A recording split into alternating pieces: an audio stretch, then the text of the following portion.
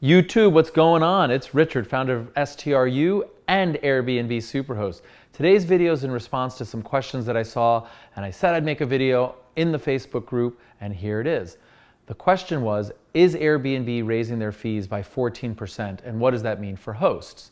And the answer is yes and no. How do you like me now? No, but really. So they are in fact increasing their rates by 14% for property managers and boutique hotels. So it doesn't affect the vast majority of people in the Facebook group or on the YouTube channel. The small operators like you and I, the mom and pop operators, that's not really whose rates are being increased. And in fact, even if it were, we're grandfathered.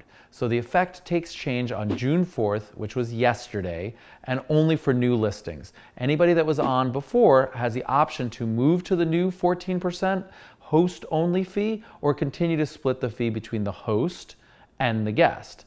Now, the reason that they're doing it is because apparently when they start to compete with other hotels and Booking.com and so on, these boutique hotels were having a disadvantage, or so they claim, in that a guest would go to book based on the price that was advertised, and then at checkout they would find there was a nasty up to 20% guest fee surcharge. Airbnb says that in their studies, by going to a flat rate that the host pays of 14%, that actually bookings occur more rapidly and more frequently, and the conversion rate is higher. So this is actually a net benefit to hosts that are property managers or boutique hotels.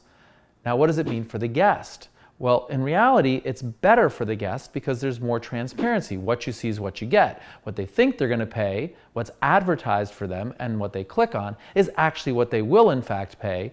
And in fact, their overall transaction fees are lower too, because when the host paid 3 to 5% and the guest paid up to 20%, the fees that Airbnb would collect was 20% plus. Now the fees are 14% flat. So this could be a net savings for the guest. But what about the host that was paying 3% and is now paying 14%? Not to worry, friends. In fact, I think that it will be an entire pass-through. So the host price will be increased by that next 11%, and they will net the exact same amount. Let me be really clear.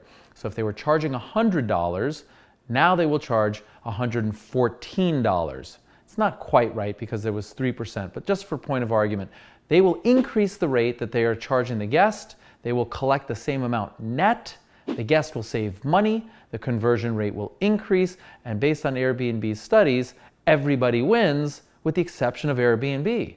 They're actually collecting less. They were making 20% and now they're making 14%. So how does that work?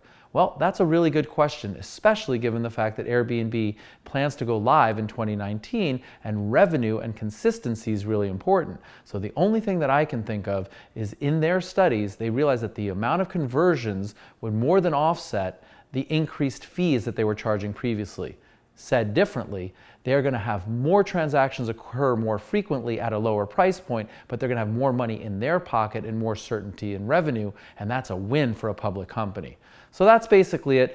Basically, it's a lot to do about nothing. I don't think the individual hosts like you or I have much to worry about. I think the professional property managers and boutique hotels are going to have more transactions, and I think the guests are actually going to save some money. So it's a win for all. I'd love to hear your comments and thoughts, so please leave them below. And if you like this video, you know what to do, friends. Like it, and please go ahead and subscribe to the channel. Thank you.